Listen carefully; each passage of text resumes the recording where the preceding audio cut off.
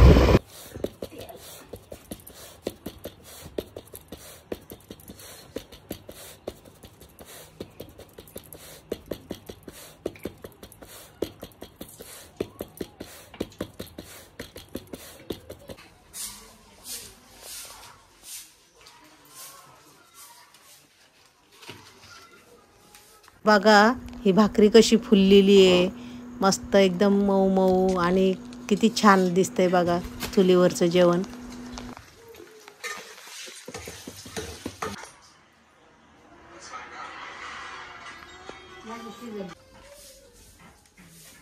आता ही आपली रानभाजी देठाची शिजत टाकलेली आपण, तर ती आता बघा शिजलेली आहे पूर्ण। तर ती जरा अशी थोडी चमच्याने बारीक करून घ्यायची अशी, हे बघा अशी अशी बारीक करून घ्यायची। आणि आता आपण तिला फोडणी देऊया। आता पावसाळा चालू झाला ना, तर आता भाज्या ह्या भरपूर रानामध्ये भेटतात। ही आहे देठाची भाजी, याला चाव्याची भाजी पण बोलतात। ही माझी भाऊज आहे, हिने काल मला भाजी आणून दिलेली आहे। तर आता आपण ही चुलीवर कसं बघा छान भाजी होते ते आता आपण बघूया कशी करायची, गावाकडचं जीवन कसं असतं हे बघा तुम्हाला दाखवते सगळं। ती कापायची आणि मग अशी शिजत टाकायची, पूर्ण शिजून घ्यायची आणि मग नंतर फोडणी द्यायची। मीठ टाकूया,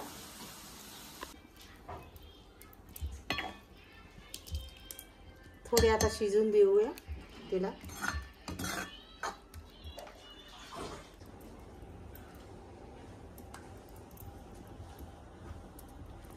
अशी आपली भाकरी भाजी तयार झालेली आहे गावाकडची।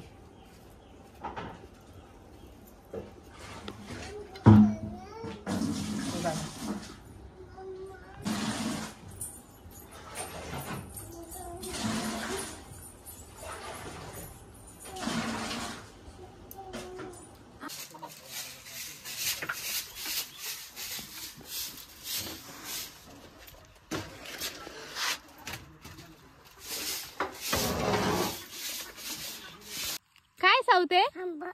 आंबा नाही, काजू आहे, काजू आहे, काजू। तोड तोड तोड तोड, जोरात तोड, जोरात जोरात तोड त्याला। काय झालं? शंभो शंभो आपण कुठे आलोत? गावाला गावाला आपल्या शेतामध्ये आलोत ना? कोणत्या शेतामध्ये? आंब्याच्या शेतामध्ये। बोल बोल, इकडे बघ। कोणत्या शेतामध्ये? नुनूच्या।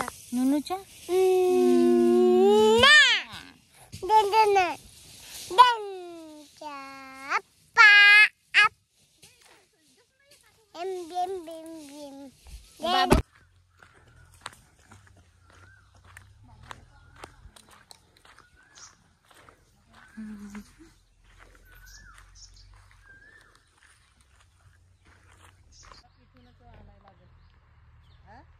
आंब्याला पाणी घालायला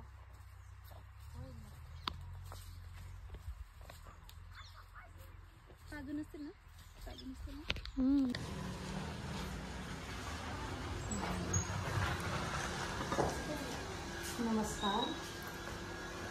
नमस्कार मित्रांनो, तर मी आज तुम्हाला दाखवत आहे माझ्या गावाकडचं घर।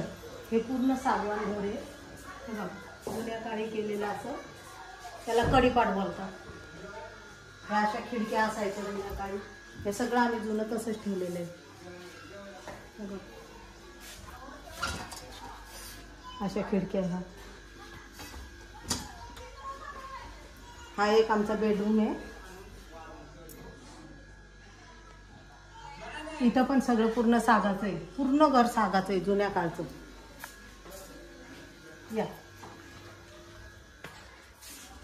याला वठाण बोलतात. या रूमला वठाण बोलतात. हे पण पूर्ण सागाचं केलेलं आहे. असे कढीपाट बोलतात याला कढीपाट बोलतात. हा एक बेडरूम. हा बघा, हा एक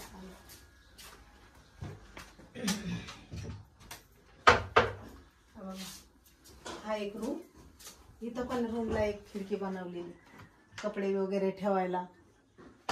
म्हणजे अशी कपाट जुन्या काळी बनवत होती. ही जुन्या काळची मांडण. हे बघा, जुन्या काळची मांडण ही पूर्ण आमच्या सासूच्या काळातली. ही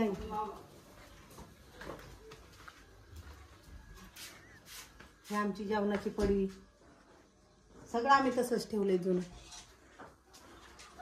याच्यामध्ये आम्ही सगळं सामान वगैरे ठेवतो. पूर्वीच्या काळी काय फ्रीज वगैरे नव्हतं, मग जेवण वगैरे कुठं ठेवायचं, तर सगळं आम्ही इथं जेवण दूध सगळं असं याच्यामध्ये ठेवायचं.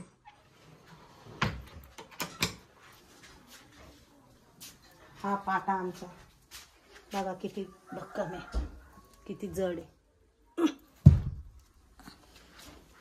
हे एक कपाट.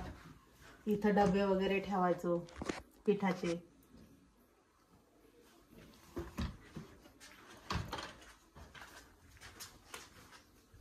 हे पण पूर्ण सागाचं आहे. हे सगळ्या फळ्या वगैरे सगळं सागाचं.